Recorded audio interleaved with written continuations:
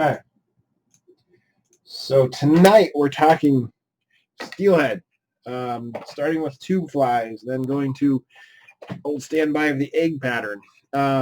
Okay, so first off, why tube flies? And this will be maybe a little bit of a steelhead primer as well. But so why tube flies? Um, okay, so this is the fly that we'll be tying tonight. It's a kind of speckled marabou. I got the inspiration from Jay over at the Caddis Fly Shop in Oregon. The guy's got some amazing tube fly patterns if you're interested in learning more. But why tube fly? So this whole thing is a tube. There's no hook in here currently. So tube flies have a couple of advantages, right? So these are streamers, and you're primarily casting these. You're swinging them for steelhead, right? So it's swinging through the water, and steelhead will think it's some sort of bait fish and chase after it, right? So first advantage is when you're casting this thing, this is made of a plastic tube, right? So this is what's inside. This is a plastic tube. It's extremely lightweight, and so when you're casting something like this, there's almost no weight to it.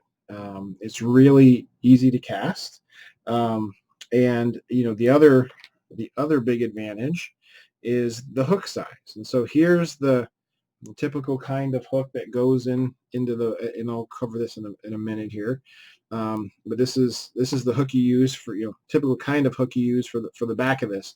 You'll notice it's small, right? This is a short shanked hook, and that's on purpose. So not only does it reduce weight, but steelhead are big fish, and there's I think a lot of theories and a lot of evidence that say long shank hooks tend to lose a lot more big fish with long shank hooks because there's more leverage. So if you were to tie an equivalent sized streamer, it would be about like this, right? And you can see the difference. And so instead of using this giant long shanked hook, you're using a much smaller hook. The other big benefit is, or one of the other big benefits, and when you switch over to this, is when you rig this up, so the hook and the fly are separate. So if your hook dulls, you need to replace your hook. Your fly is still intact, and so oftentimes tube flies will last a lot longer than kind of standard flies. And so this is how you string it up. So just imagine, if you will, the blue part is where we're going to tie our fly.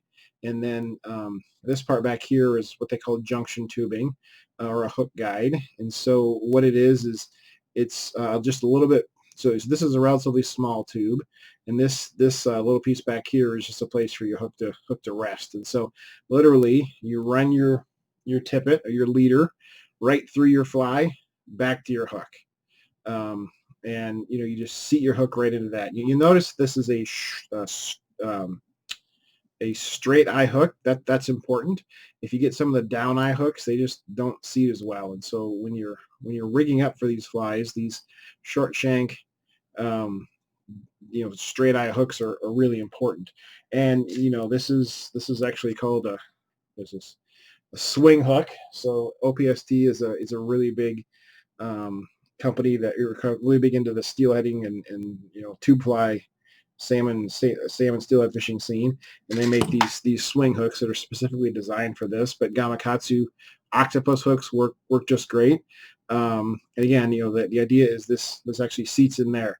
The other theory is flies last longer, is because actually oftentimes if you hook a fish and you're fighting a fish, your fly will move up your line away from your hook, and so the fish will be down here on the business end, and your fly will have some distance there, so kind of away from those sharp teeth.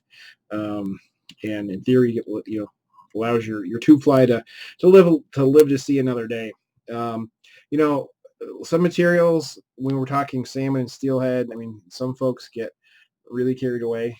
I mean, I shouldn't say carried away, but some of these materials can be extremely expensive, especially when you're talking kind of the classic salmon flies, and you'll see a lot of crossover. But the stuff we're tying with tonight is marabou and schlappen, and it's nothing what I would call, no exotic feathers tonight. So in order to tie a tube fly, So you'll notice if you can kind of see, I have my normal vise here, but you need one little attachment here. You need a needle designed for tube flies, and you can get, these come in different sizes. So tubes come in different sizes. I'm using, I guess, a medium-sized tube, but they come in big and they come in really small. And you just have to make sure you get the needle that fits in whatever tube you have. Really easy. It goes in your vise, so you guys can kind of see it, and you tighten it down, and now you have a platform for your tube. So your tube, it's literally a piece of hard plastic. Kind of looks like a straw. I would not recommend using a straw. This is relatively thick plastic. And it's not that expensive to buy a bunch of these. This is a pack of the blue ones, and you can get probably 3 or 4 tube flies out of each segment. So a pack of 5 wouldn't be unreasonable to get at least 20 to 20 plus flies out of a pack. So anyway, so this is the tubing that we use, and it's pretty easy. You slide on the tube and you slide it on the needle, and this needle is it has a bit of a flat end to keep that tube from spinning around, because this is kind of important. So if you just stick your tube on here, it's going to spin around and be really hard to tie. And so and different needles have different configurations, but whatever configuration you end up with, whatever needle, just make sure you lock that in place so it doesn't spin, because it can be a bit problematic if it does. Okay, so let me zoom in just a touch here.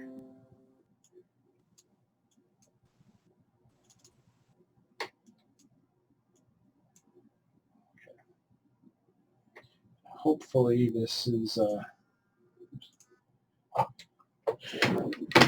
we'll play with the focus here and see how it goes. Okay, so what you're going to find is, honestly, tying a tube fly is just like tying a fly on a metal shank. The only difference is, instead of a metal shank, you have a tube. I'm going to start with 140 denier black thread. Generally, and what you'll see is, especially in in steelhead fishing, we use a lot of interesting colors, purples and silver Dr. blues, and all kinds of cool colors that you don't normally find in normal trout flies, but steelhead are attracted to those kind of colors. And honestly, this kind of purple, black, blue combination, I found works really well with steelhead. Now there's a couple differences when you're tying on a tube. So it is plastic. It is extremely slippery. So I'm going to start my thread on the back of the tube here, and so this end is going to be the hook end, and so right, and so let me, if I can show you guys. I mean, so right now, so I'm going to put head cement down on this, but if I didn't have head cement, I mean, you can, without too much trouble, I mean, if you kind of see what I did, I actually just slid that whole thing of thread up and down that shank. I mean, it is super slippery. So what we're going to do on this, almost like making a kind of a deer hair popper, we're going to put a lot of glue at a lot of different steps to keep things in place. Hey, Rob. Dark. Yeah. Can you see it okay? It seems like a little dark. I've got 2 questions for you. Yeah. One is, I don't know for the video, but do you want all your controls showing on your screen? Oh, that won't matter for the recording. But if, all right. What's the size of the hook? Sorry, say that again. What size is the hook? So generally for steelhead in the Brule, I'm using a size 2 or a size 4.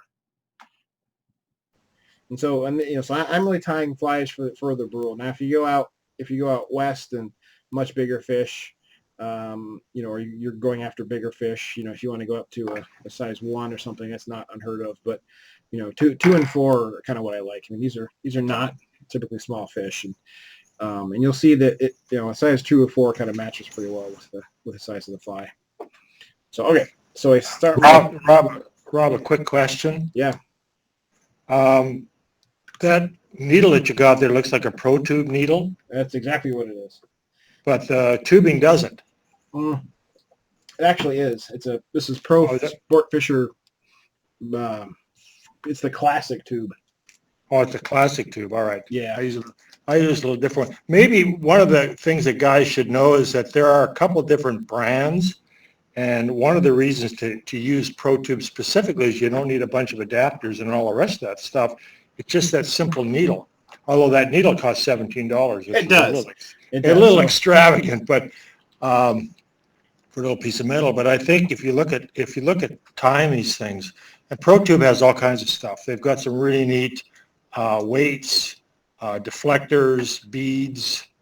So maybe, while we're not particularly selling anybody's products on this thing, it's worth letting people know that, because if you start digging in to this stuff, I guess for me at least, and obviously for you, it looks like you've been happy with Pro Tube, so that seems to be a way to go. I've tried, so honestly anymore, there's kind of two things you can find easily. One is, as Dave said, the Pro Tubes. The other is HMH. Honestly, the tubes are really similar. I think Pro Tubes has better colors, etc. But honestly, I found the tubes can be pretty interchangeable. But as Dave said, some of the adapters can be a little finicky. So like, for example, if you get the really small ones or the really big ones, you have to be just a little careful about what needle you get. So there actually is, and it actually doesn't work too bad. You can actually get a, like Jay Stockard or whomever has, this is kind of what I started with was, they have kind of an adapter needle set, which doesn't work too bad either. But yeah, there's, like honestly, tube flies, it's not that bad of an upfront investment, but I mean, let's not kid ourselves. There's more money to be spent if you want to get into steelhead flies, because some of the materials and the colors are a little out of the ordinary for trout. But honestly, the tubes and all the accoutrements is probably your biggest upfront investment. But once you get a couple colors and the needle, then you're pretty much off and running. And you'll see the materials we're using tonight are not terribly extravagant in terms of their origin, just maybe the colors. So okay, so Rob, yeah, what size thread are you using? this is 140 denier. Okay, thanks. Black thread. Yep. So what I like, on a lot of my tube flies, what I'll do is, so the fish is coming up from behind it, often, most times, and I like to put a little bit of a hot spot there. Again, I think there's some. I think it makes a difference, and there's a lot of tyers who like putting this hot spot. The theory being is that fish is roaring up behind your fly and it sees this flash of something and it attacks it. So, okay, first thing, so here's the biggest first thing that's different with the tube fly. You'll notice, well, if you can see, I'm using a ton of dubbing. Sorry, hold on. Alex? Everything okay? Sorry, I'm on kid duty tonight too. So okay, so I'm using a ton of dubbing here. So you could even use a dubbing loop for this if you'd like. And again, I'm looking to make a giant. I'm looking to make a giant hotspot, which is why I'm using so much dubbing. And what you'll see here, right? And so I'm using really a lot of pressure here to put this dubbing on. And this is Senyu's Fusion Dub in Pink Lady. And again, I want to put a lot on to make a big, bright hot spot at the back. So, I like blue and purple and that kind of stuff for steelhead. Bright colors were pinks work great, but so do blacks and olives. Again, just depends on the condition. And so when you're out this is kind of applies for fishing in general, but bring different colors, different sizes.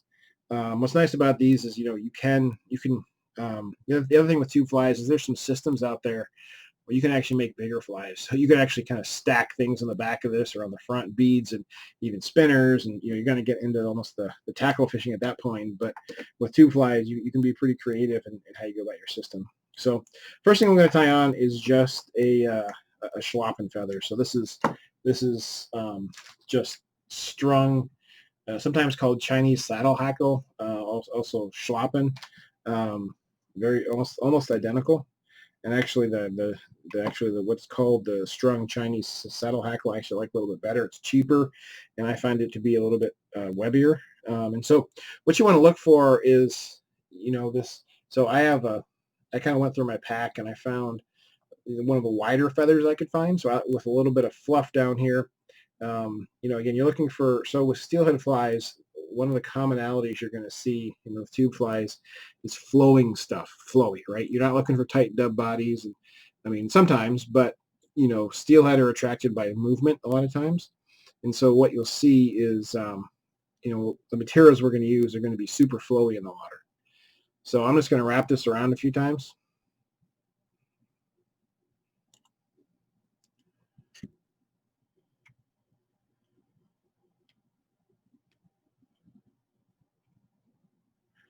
Almost do your best to preen that back. I don't know, 5-6 times. Basically, until I get, until I'm kind of satisfied that I have a decent sized, kind of start to this fly. So almost to the really webby part. So then you tie that off 3 or 4 turns, turn in front, and you can get rid of that feather. And then what you can do is you can just, pull everything back, your things back, and just bind that down a little bit. You want to be a little careful on these tube flies. You don't want to have tons of thread on here. I think I don't like a lot of bulk on my tube flies per se. And then so again, I'm going to glue it down because again, this is super slippery. This is you're tying on plastic, and so this also dramatically aids in the durability of your fly. And this is a little bit of a freestyle fly. I mean, you can switch up the color variation, however you so desire. So, okay, so my next material is I'm actually going to tie on some ostrich plumes, and so not all ostrich is created equal, and so I'm going to tie on purple. So this is you guys can kind of see it. This is the standard run-of-the-mill ostrich plume. Nothing wrong with it, but it's relatively thin and wispy. Has a lot of great uses. But what I found, again, not necessarily plugging any particular fly shop or anything, but Tightline Fly Shop out of Wisconsin, I think they're near Madison somewhere. They have this super duper ostrich. So here's the run of the mill. If you guys can kind of see it, here's the super duper. You just look at if you guys can see the difference in thickness in the plumes. So I really like their, I don't have to call it prime or I don't know, or whatever ostrich, but it's their premium ostrich. And this stuff's amazing. I mean, it's enormous. And so highly recommend this. Again, if you're getting into steelhead flies and this kind of stuff, I mean, this is the kind of stuff you kind of geek out on a little bit, but could you use the normal, quote unquote normal ostrich plumes? Absolutely. I find this a little bit nicer. And it gives, frankly, a much better looking fly. So I'm going to start with 3 or 4 of these ostrich plumes. Or I guess I have 5 here to start with, but whatever, a few of them. And so I actually want this, the ostrich plumes to come a bit behind my my schlappen I just tied on. So, and so, you just kind of lay it over the top and tie it in. And we're going to tie on a couple of these clumps because we're going to encircle the fly with ostrich. And you know what? If they're not all exactly, just do your best to make them kind of the same. So same deal. Get another 3 or 4. All right, and line it up with the rest of it. Tie it in. Right, and the goal here is you're trying to distribute her ostrich plume around the fly. And again, this is in the water. This is super flowing material. Now, in full disclosure, this is not the most durable materials. So again, it kind of too many. It kind of speaks to and when you're fighting a fish, oftentimes this fly will move up your leader out of the way, which is a good thing, because let's face it, I mean, if a steelhead really clamped down on this thing, all those sharp teeth are just going to demolish some of some of these plumes. Oftentimes you'll see peacock and peacock herl and things like that being used as well. And again, not super durable, but looks great in the water. Okay, so kind of a big mess here, right? So then all the stuff to the front, I'm gonna gather up and do my best to get rid of. And these are the tip ends. So I'll be honest, I don't save the butt ends. They're not as tapered, not as nice. Which is kind of a shame because there's so many of them, but it kind of is what it is. So then I'll just bind that down a little bit and put on some head cement. And you'll notice as I go through this, I'm going to be using a lot of flowy, kind of materials. Now the schlappen isn't super flowy, but also what it does, so it's a little bit stiffer feather. So I'm putting marabou on next, which is not stiff at all. But the schlappen back here is, this is kind of by design, right? So the colors are your choice. It's not necessarily a random collection of materials. So it's a stiffer feather, which does a nice job of holding up the herl in the water, right? This is all going to compress back in the water. And so when you're making these things, order does matter. So you do want to, it may look like a whole bunch of stuff, and it kind of is, but the order matters because things go on in a certain order and materials are used in a certain way for a specific purpose on a lot of these flies. So okay, so next Hey, Rob. yeah. Quick question. What about UV resins instead of head cement? Is there an advantage of one over the other? No, I mean UV resins will work just fine. Head cement's a lot cheaper, and this is all going to be covered up. So typically, when I'm using UV resins, a lot of times it'll be to finish a fly, if that makes sense, right? So my perdigons where it's on the outside and I want it to dry quickly. But oftentimes, like if I'm doing deer hair or these tube flies, and I'm applying some sort of adhesive or glue underneath, right, it's going to get wrapped over. I almost always use head cement because either one, it's cheaper, and two, I mean, it soaks in and kind of bind. Like I don't think UV resin is necessary per se for the inside. Will it work? Absolutely. But head cement works just fine in this application. Whereas like in a perdigon, head cement would not be the right thing, right? Because you wouldn't get, it wouldn't dry properly. You'd have to put it on like a spinner to dry it properly. And so when you need it to dry quick, I use UV cement, but when I don't care, I use head cement, if that makes sense. Okay, thank you. Okay, so this is a purple marabou, and not all marabou is created equal either. So this isn't bad marabou, but I have to say again, and this is just Rob's opinion, I do like the Nature Spirit Fish Hunter marabou. This is not. This is some kind of generic marabou I got, but the Nature Spirit marabou is it's about the same price, frankly. But here's the Nature Spirit, and here's the not Nature Spirit Fish Hunter marabou. So it's just a bit longer, and a lot of times it doesn't matter. But honestly, when you're wrapping marabou, you want the longer ones. But I don't have longer marabou for the purple, so using what I have. But if you don't have marabou and you're going out to buy it, and you want to wrap it, like what I'm about to do, then I would highly recommend getting like a fish hunter or something longer.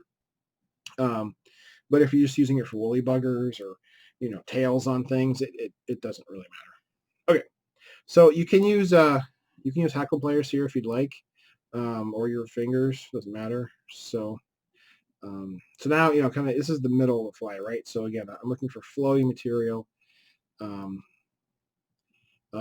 Purple, I like matching the color of the ostrich I just put on. So I'm doing a few wraps around here just to get some of that flowiness. It's kind of a mess, right? It's going to be a bit of a mess, but do your best. Tie that off. you can get rid of that. So then you kind of, same thing, is kind of pull everything back and tighten, wrap it down a little bit so it's all pointing in the right direction. And again, you put some more head cement on. And two flies, they're not that hard to tie. I mean, sometimes you'll see a lot of, frankly, rare materials. And so it's, if you get into Lady Amherst and, the jungle cock stuff, I mean, that gets pretty, it looks cool, but it's pretty pricey and it's kind of not necessary, frankly, in my opinion. So, okay. So, so I have kind of blue and purple, and I like the, I really think it's important to have kind of some color variation too. And to me, I think that matters a lot. And so a lot of my flies will have some sort of color variation. So, we put the purple. So this is a dark fly, and that's intentionally so. But I'm going to put some black marabou on next, just to have some of that color variation. And sometimes with marabou, I mean, you want to, just like you're tying in a typical hackle feather, you can cut off the tip a little bit. Speaking of cutting, so with these tubes, don't use your good scissors. There's I don't know, the perfectionists out there that tie tube flies say you should always use like a razor blade or a X-Acto knife or something to cut it, because they claim that normal scissors leave jagged edges, but I don't know, I haven't really found that. What works awesome is these Fisker scissors that are like, I don't know, less like $10 or something like that on Amazon. They're craft scissors. They're amazing for this kind of stuff. Okay, so I'm tying in my black marabou. I'm going to wrap that. So again, super flowy. All right, you're going to get this, and this fly is going to have really awesome action in the water. Okay, I'm not just going to do a few wraps of that. Right, I don't want the whole feather, because that would be, I think, a bit overkill. But I do like the effect of the black marabous. So okay, another school of thought when you're doing tube flies in general. So you'll notice that there's not really any weight on here. You can put weight on a tube fly. You can put bead chain eyes on here. You could put lead eyes or any sort of eyes. There's two avenues of thought. So I wasn't really planning on covering intricacies of spay casting here, but basically especially if you're on the Brule, it's relatively speaking not that deep of a river compared to out west.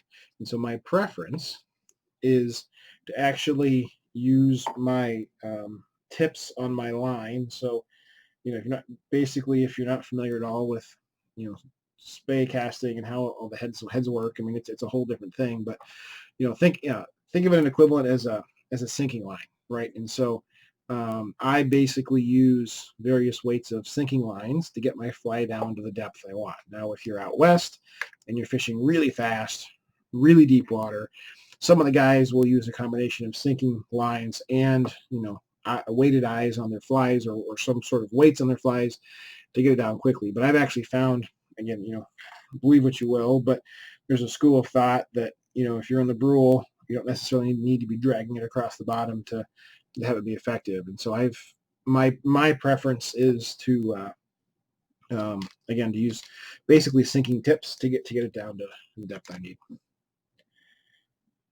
Okay, so last feather on here. So now I'm going back to the strong saddle hackle or the Schwappen. So again, this is a stiffer feather, and I'm putting it on the very front for a reason. So if I, the other thing you could do is you could use an orange one to put a splash of color on the front. You can go back to blue.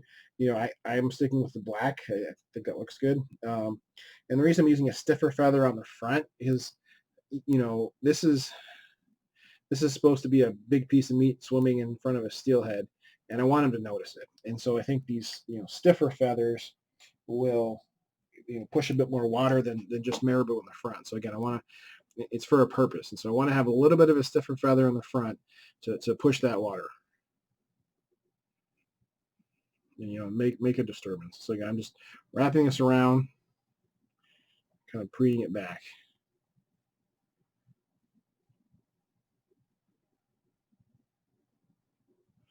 Oops. And so, sometimes if it gets caught, you just unwrap it once and do it again. You just have to be careful you're not catching too many feathers underneath that stem.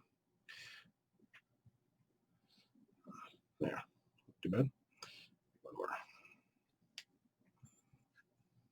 Okay. Tie off that feather.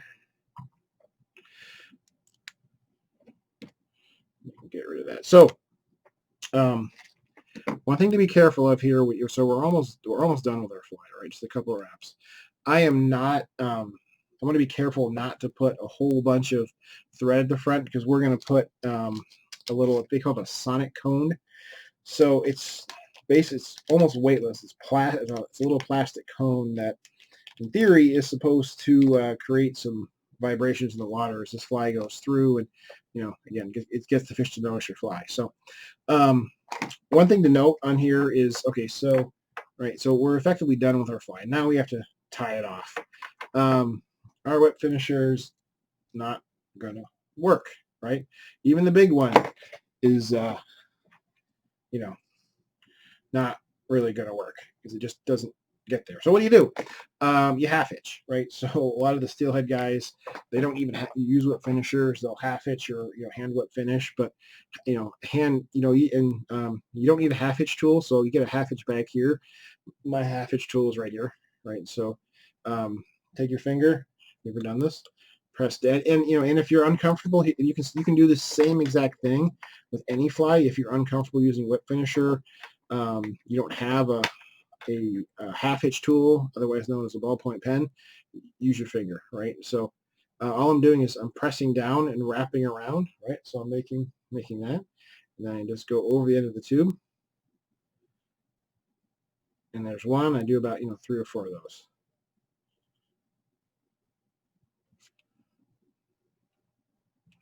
And you could hand whip finish this too if you want, but that tube kind of gets in your way a little bit. Okay. As easy as that. So then you cut your thread. And last but not least, let's not forget our head cement.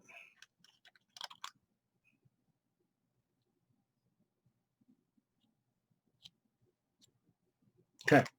Now the second to last step on this is we're going to put a sonic cone on this. So this is a sonic cone. You guys can see this here.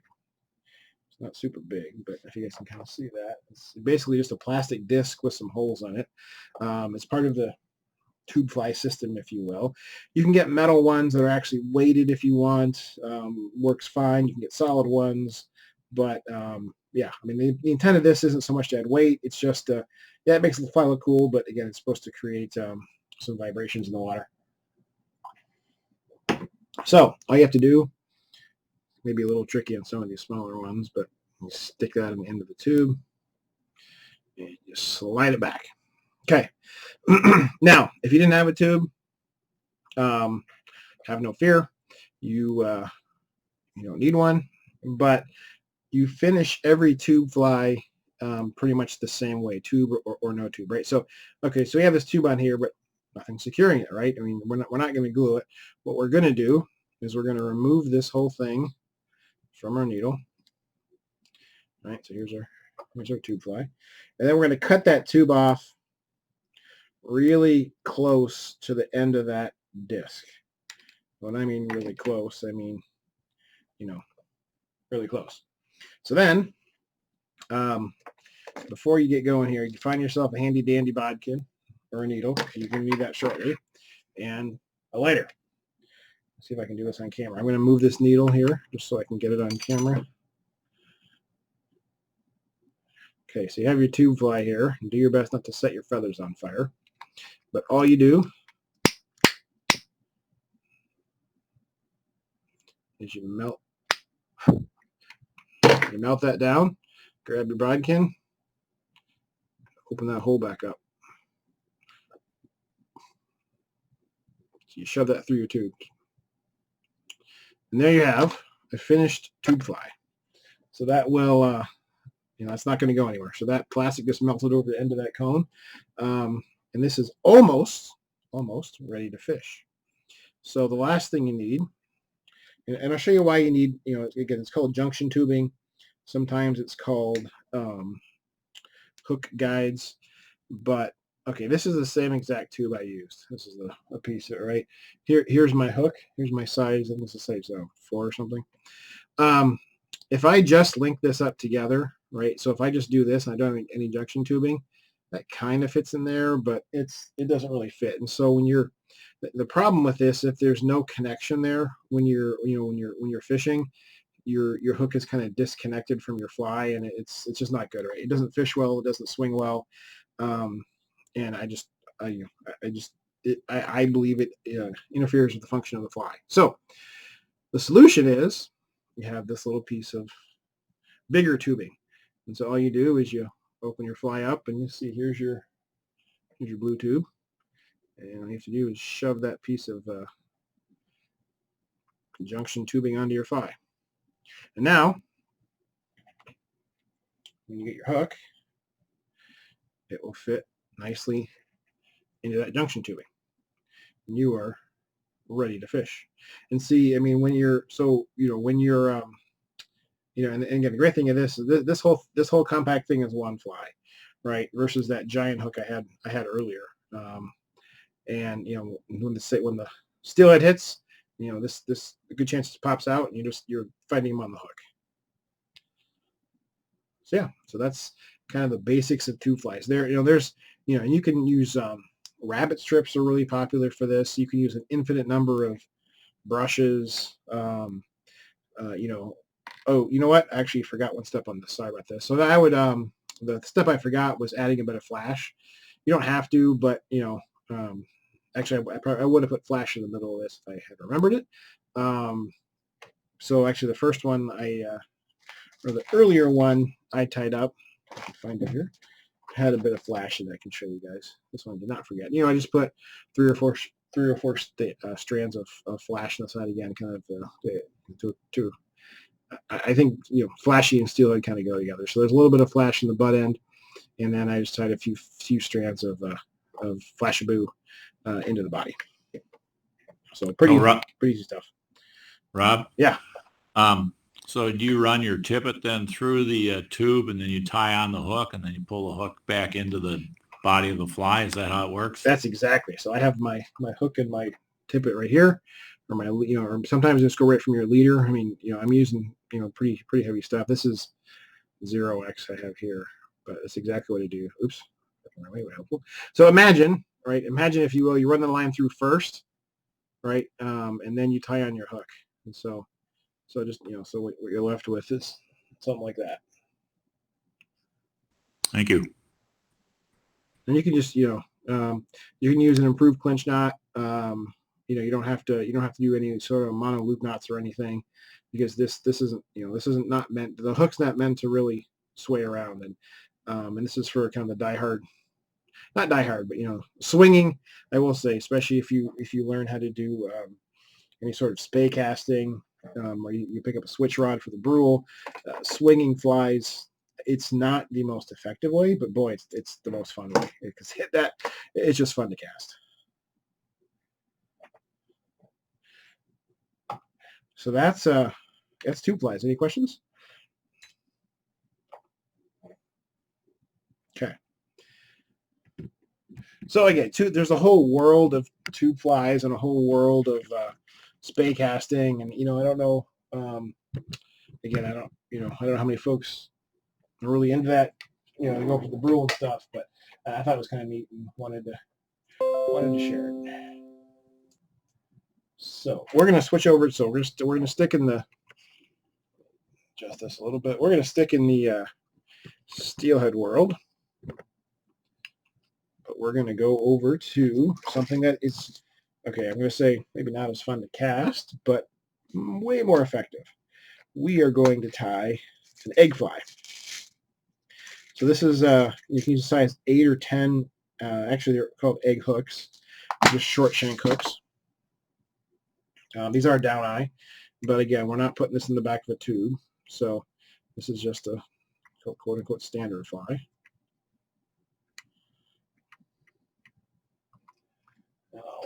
do some adjusting here. Okay. So I can focus. More or less. Yeah.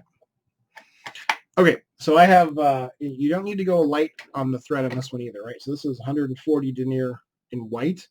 You can use, red or, if you have, I wouldn't use black, but you can use, white or something that matches the color of the egg. So these are, I'm going to say, probably the easiest fly you're ever going to tie in the whole world. So what do I use? It's called McFly foam. This is a clown pack of McFly foam. Comes in lots of different colors, and you can tie a whole lot of eggs with this.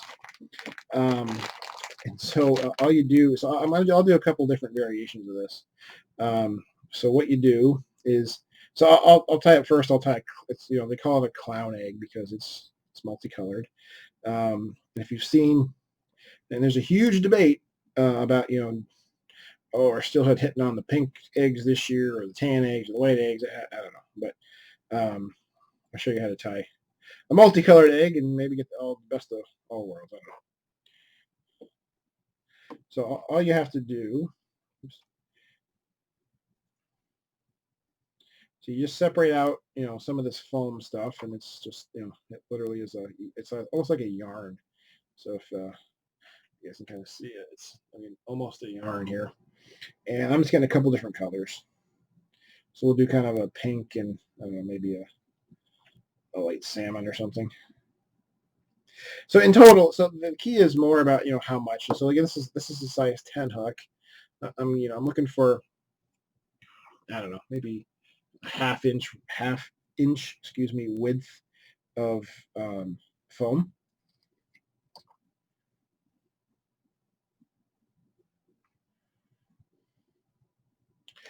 And and I'll show you a couple different ways you can tie this, right? And so again, pretty easy to tie. Okay, so all you do, so you have I have my kind of multicolored deal here. And I'm literally just tying this right on top of the hook, not around the hook. Oops, on top of the hook. So I have about 3 turns.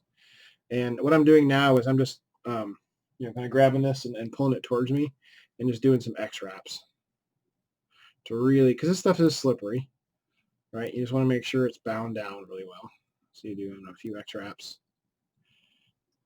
and a couple. And then, so again, this is going to be one of the easiest flies you've ever tied. And then you take your whip finisher, or you can half hitch it or whatever. And you do a 4 or 5 turn whip finish. Cut your thread. Okay, and we're almost done. So you bring all this stuff up, and you want this, about, actually, switch scissors here. So this stuff can be a little hard to cut. Don't use your good scissors and go into the fiskars. But what I'm doing is, so about half of a hook gap up from the hook shank, roughly. And when I cut it, I'm going to try to angle so I can curve it, so kind of make a rounded shape on the top. And, you'll see that when I do this, right, just going to do your best. You're left with your initial egg pattern, and you just brush it down. And there is a clown egg. It's as easy as that. And if I wasn't talking so much, I could do one of these in like 10 seconds, not even 10 seconds. It's that quick. But say you wanted more. So you wanted a fancy egg. Well, we can do that too.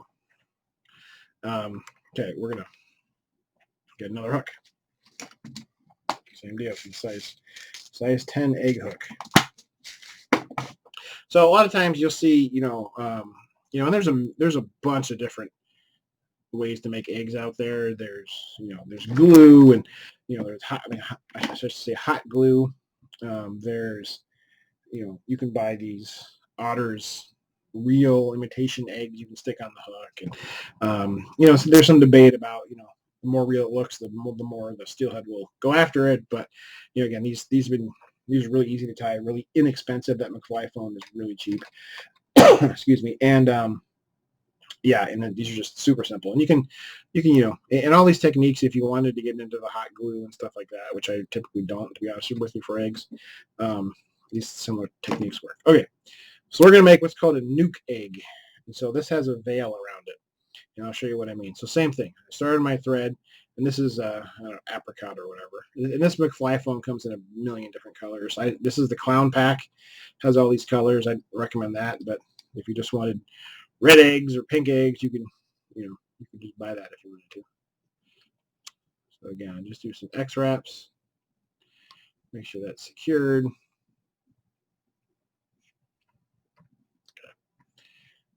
So, okay, so I am not going to whip finish right yet. I cut my thread, but I am going to cut it. So same deal as before, right? About half a hook gap up.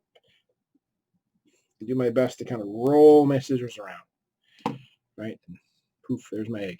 So I want to put a little bit of a veil over this. So a lot of times you see when you see fresh salmon eggs, they have kind of this white milky veil over it.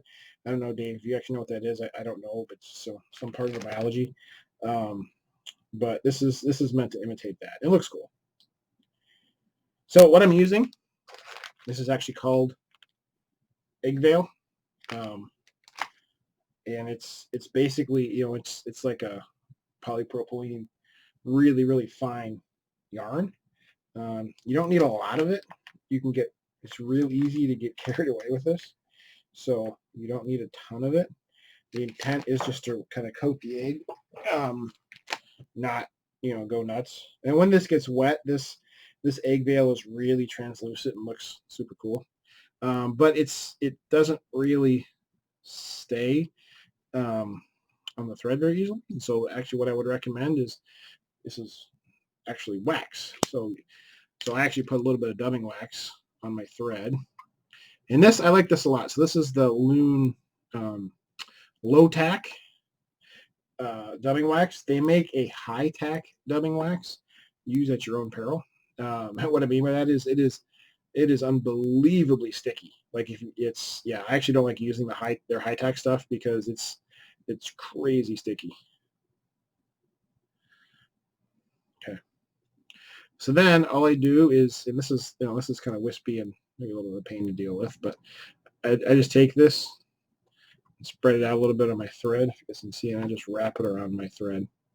And all I'm doing is I'm just doing my best. Then I wrap it around the egg and just do my best to distribute it. But this is where the dubbing wax comes in, because again, it can be a bit of a pain to work with. There we go.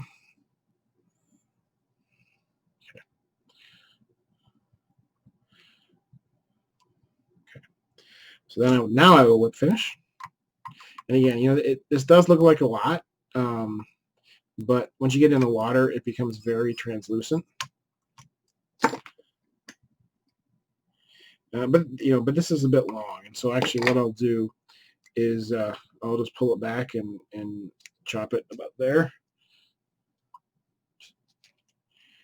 And be careful on this a little bit too, right? Because it's not super durable stuff. So if you reef on this back enough, you will rip it out.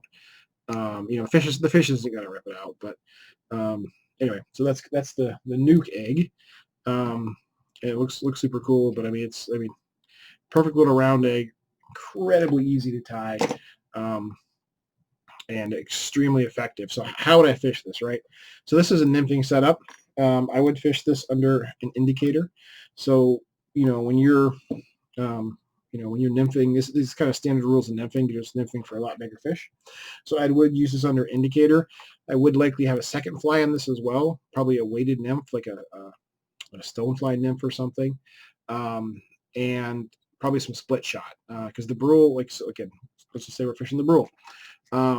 It's not a terribly deep or fast river as rivers go, but you know, it does have some depth and some speed to it. So it's not like you're fishing some of the smaller trout streams. And so you do need to make sure you're getting down to the right depth. And so I think for steelhead fishing, and typically, you know, you're far enough away where, you know, you're having to make casts kind of across the river at a bit of a distance. And so indicators are a necessity. So you're floating that indicator with the egg and perhaps a nymph under this, a two fly setup, and some split shot. And so split shot would actually go above your flies, and that brings the whole system, if you will, to the bottom. This has no weight in it. I mean, if you wanted to get fancy, you could stick a bead in there, right? So before you put a bead right in front of the foam, or even maybe a little bit inside it. I guess with these egg flies, since the natural eggs have almost no weight to them, I'm more of a fan of getting it rigged down with split shot or other weight. But again, super effective, especially in the fall. So, the fish are coming up the river to spawn, right? And so the, I guess, natural instinct, if you're a fish, is to, one, you got to eat, but two, you're eating eggs of your competitors, right? And so to speak. So, in theory, if you didn't fertilize it, then hey, it's fair game, I guess. I don't know, but this is a keyed upon in the fall. Also, the lake run browns, and so the Brule has rather nice brown trout that come up out of the lake, and they'll key on these eggs as well. So yeah, so super simple, super easy to tie. Any questions?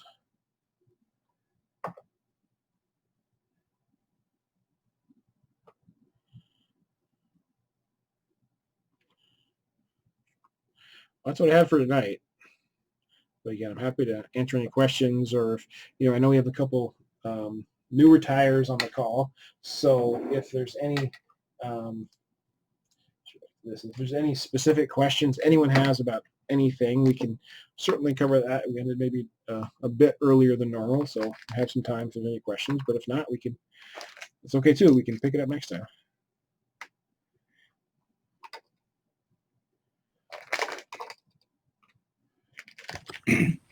Thanks, Rob. That was a good introduction to tube flies, which I knew nothing. So yeah, you're welcome.